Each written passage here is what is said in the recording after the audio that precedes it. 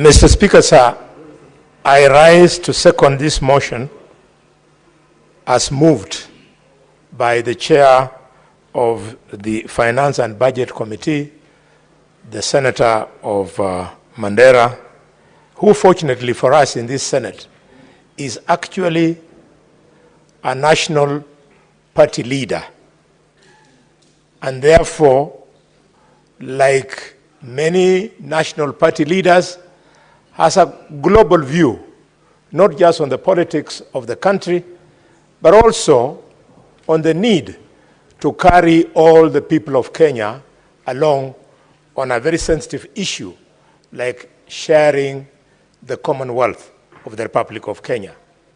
I therefore want to congratulate him for moving the motion, and Mr. Speaker, together with my colleagues in the committee, I would like to plead with this Senate that it was without prejudice that we arrived at the current formula. And I would be very grateful if you joined us in allowing this formula to share revenue in the Republic for the next 5 years or so. But in so saying, Mr. Speaker, it doesn't mean, colleagues, that we are emotionally attached to this formula. No, not in any way. In fact, if I was to be emotionally attached to this formula, I would be attached to the formula that allows Kakamega to capitalize on its population size. That way, quickly we get more money than most of the counties, because Nairobi, Kakamega, Kiambu, and Nakuru are the largest counties population-wise. Mr. Speaker, I was happy at attempt 1, Kamukunji 1, Kamukunji 2 this morning, to hear members speak emotively. That is the way it should be. We were not brought here to fight for any position that does not favor the counties that voted us into this Senate. So when you see, for example, the Senator of Nyamira, who happens to be my Mokoyone, speak with the passion he did, it is because, Mr. Speaker, Mr. Speaker, that is loud consultation. Senator for Kakamega, you've chosen English. Stick to English, please. The other alternative is Kiswahili, and I don't think the word you've just uttered is either Kiswahili or English. Mr. Speaker, I agree with you fully. But somewhere I read and somewhere I heard that the Speaker does not see, the Speaker does not hear, he's only moved by plenary. Mr. Speaker, I submit this. I submit your guidance. Mr. Speaker, with a light touch. Senator for Kakamega, don't invite the chair in that direction.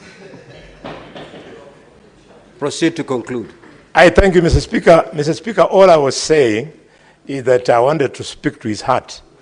Mukoyone in Kisi language, in the Gusi language, means my brother-in-law, which is a fact. So I wanted to appeal to him so that he comes closer to the position of the committee. I didn't want to insult the House in any way. And I know my wife, where she is now, hearing these things. Today, dinner is going to be very nice. The kissy one.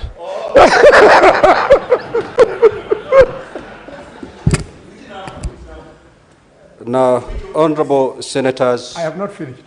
Well, you've taken your seat. I presume you're done. I will now proceed to... Mr. Speaker, I had not. With so due respect. Why were you taking your seat?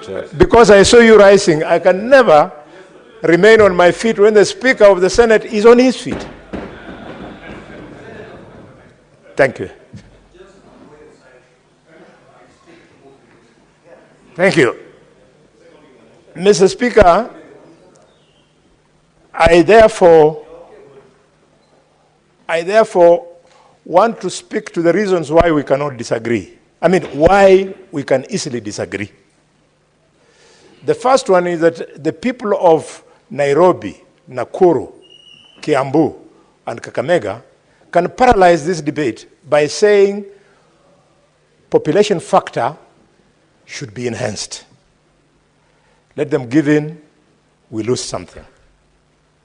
The people of Marsabit, sorry, not people, the senators of Marsabit, Mr. Speaker, Mandera, Turkana, Wajir, Garissa, because of the vast, and Isiolo, the vast nature of their constituencies, they can very easily frustrate this debate by saying land mass, water mass.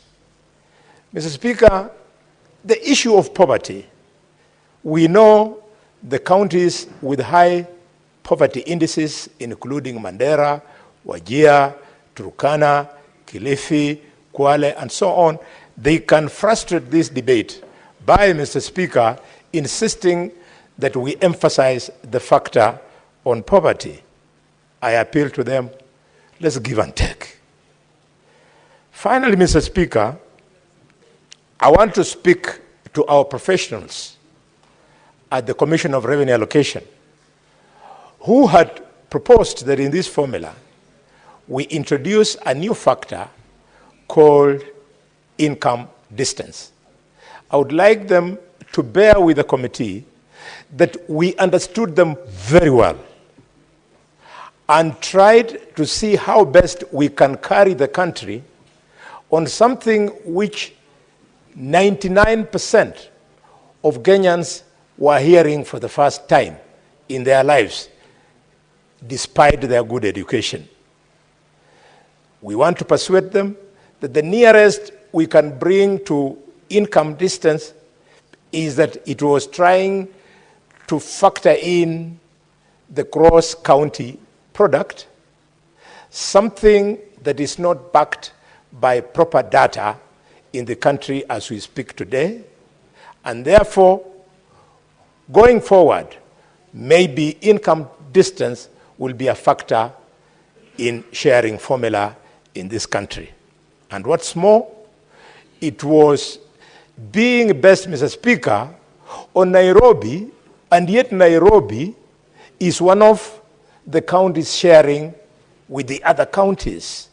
If, for example, the way I was looking at it, our experts from CRA, this formula was being applied in the United States of America, then it would have been easier for somebody from Pennsylvania, knowing that it was being based on Washington, D.C., to understand, because in the United States of America, Washington, D.C.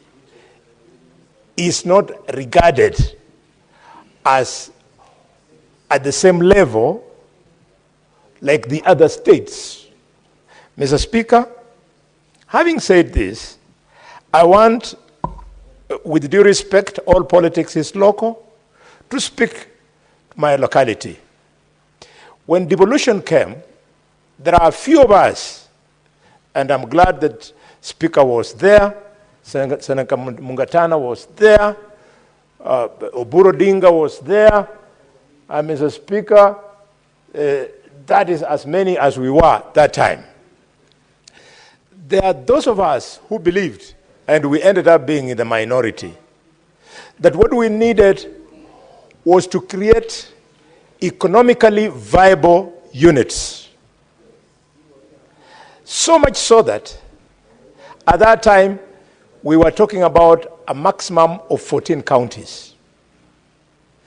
Well, the emotions of we don't want our community to be in the same county with this community, or we want our community to have its own county, or we want our community to have so many counties, then carried the day. But today, in the third cycle of devolution, we are now realizing that bigger economic blocks present better viabilities for our counties than the smaller ones. This morning, the Senator Vihiga, while you are away, I remembered how out of the blues, Vihiga was hived out of Kakamega. We never told them. The people of Idaho, the people of Isuka were doing very well when they were with the Terikis, the Banyores, and the Maragolis of Vihiga.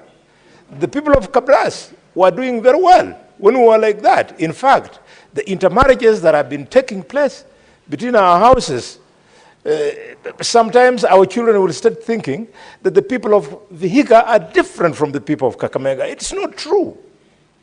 So, I feel very uncomfortable that Kakamega can get so many billions of shillings, and Vihiga, where my own sisters and brothers are, they get almost nothing to do meaningful flagship projects.